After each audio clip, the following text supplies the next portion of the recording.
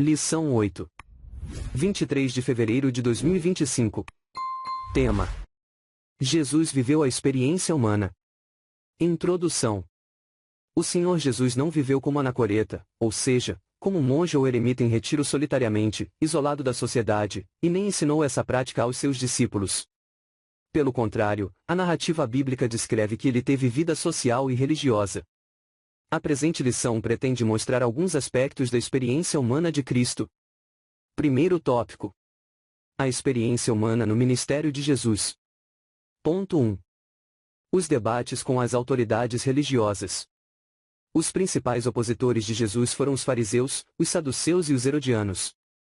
Esses debates revelam o ensino de Jesus sobre a ética, os princípios morais e as responsabilidades civis que temos. Letra A. Os fariseus.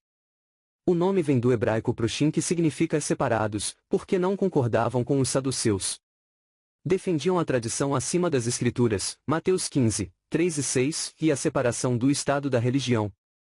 Eram membros do Sinédrio e tornaram-se alvo das críticas de Jesus, Mateus 22, 15.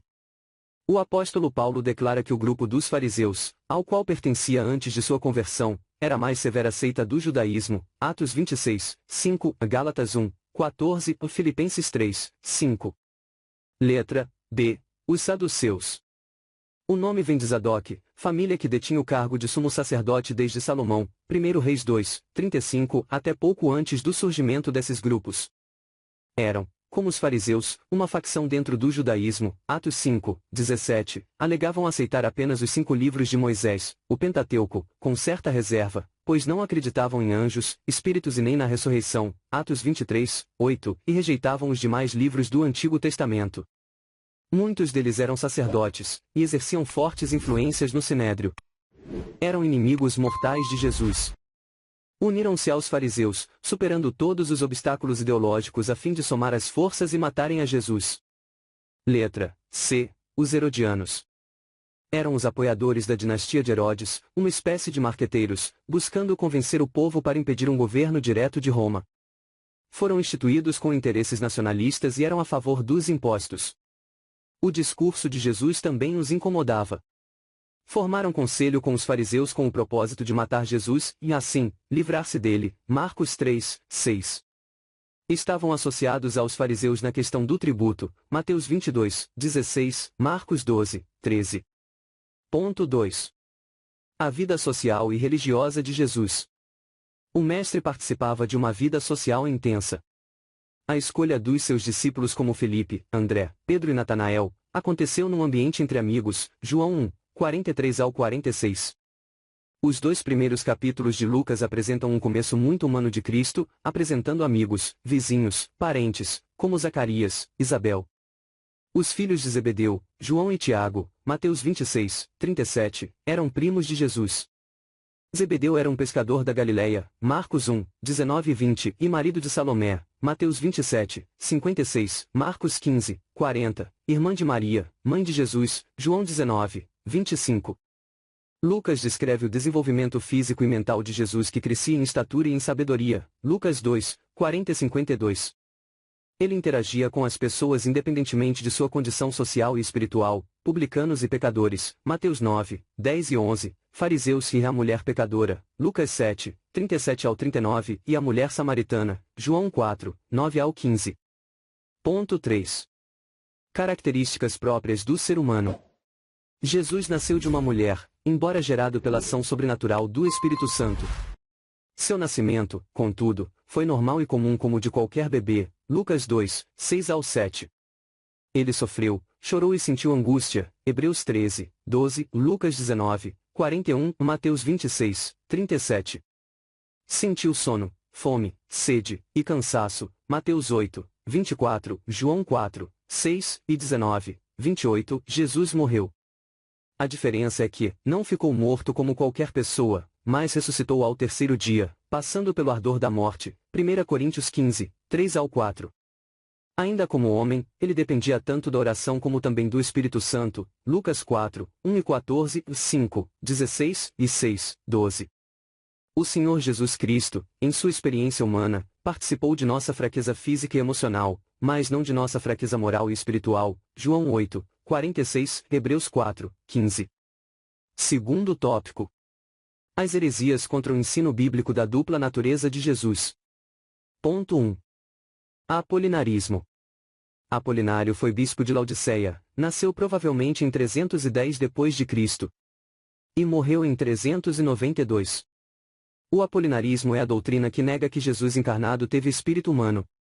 Usando a linguagem teológica de Apolinário, os elementos constitutivos do ser humano são soma, carne ou corpo, a psique, alma animal, a sede dos desejos, paixões, apetites, e, pneuma, alma racional.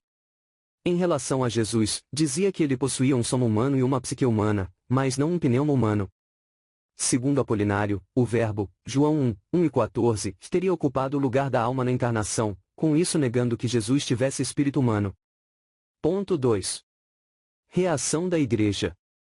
A humanidade plena de Jesus está clara no Novo Testamento, que fala do corpo físico de Cristo, Lucas 24, 36 ao 40, João 2, 21, Hebreus 10, 10, e também da alma e do espírito, Mateus 26, 38, Lucas 23, 46. Essa humanidade de Jesus é igual à nossa, Hebreus 2, 14 e 17. A diferença é a sua impecabilidade. De modo que ele é o verdadeiro homem, 1 Timóteo 2, 5. O apolinarianismo foi declarado heresia no Concílio da Calcedônia em 451. Ponto 3. Monotelismo. É a doutrina cristológica do patriarca Sérgio de Constantinopla, que ensinava a ver em Cristo uma só vontade. O termo vem de duas palavras gregas, monos, único, e telema, vontade, desejo. Era uma tentativa de conciliar a teologia monofisita com o credo de Calcedônia, que reafirmava as duas naturezas intactas, separadas e inconfundíveis em uma só pessoa, em Jesus. O Terceiro Concílio de Constantinopla em 681 considerou o monotelismo heresia. Reconhecemos as vontades de Cristo, Marcos 14, 36. É evidente que as ações de Cristo como caminhar, comer, beber, interagir com as pessoas são puramente humanas, mas são produzidas pela natureza humana sob a direção divina. Ao perdoar pecados, era a manifestação da vontade de Cristo na natureza divina, Lucas 5, 20 ao 22. Sofrônio, patriarca de Jerusalém, em 633, refutou o monotelismo dizendo que existe em Jesus duas vontades, sendo a humana submissa à divina. Terceiro tópico. Como essas heresias se apresentam nos dias atuais? Ponto 1. Quais países Jesus visitou quando esteve entre nós? Podemos afirmar que Jesus visitou, durante sua vida terrena, 3 países: Egito, Mateus 2, 14 ao 15, Israel, o centro de suas atividades, e Fenícia, atual Líbano. Mas, não faltam crenças bizarras sobre a vida de Jesus. Não somente o movimento Nova Era, mas vários grupos ocultistas costumam ensinar que Jesus esteve na Índia, e os mormons declaram que ele esteve nos Estados Unidos. A Bíblia, porém, nada disso menciona e ensina-nos a rejeitarmos as fábulas, 1 Timóteo 4, 7. Os evangelhos não mostram um Jesus estranho em sua comunidade e muito menos um forasteiro, Mateus 13, 55 ao 57, João 7, 15, 27, 41 e 42. Ponto 2. Jesus era visto como alguém da comunidade. Essa invenção desses esotéricos contraria o relato dos evangelhos, Lucas 4, 22 ao 24, onde o Senhor Jesus é apresentado como alguém que era natural na comunidade de seu povo, Israel, e não como um estrangeiro. Sua maneira de viver e os seus ensinos refletem a cultura judaica, e nada a que se pareça com a cultura hindu. Não é este o carpinteiro, filho de Maria e irmão de Tiago, e de José, e de Judas, e de Simão? E não estão aqui conosco suas irmãs? E escandalizavam-se nele, Marcos 6, 2 e 3. Ora, tal atitude do povo não se justificaria se Jesus fosse um recém-chegado da Índia. Conclusão. É nosso compromisso seguir o exemplo de Jesus no relacionamento com as pessoas. É importante que nunca nos esqueçamos os pontos essenciais da presente lição sobre a verdadeira identidade do Senhor Jesus. Ele é o Deus verdadeiro em toda a sua plenitude, igual ao Pai. E como homem, em toda a sua plenitude, viveu e andou entre nós, seres humanos.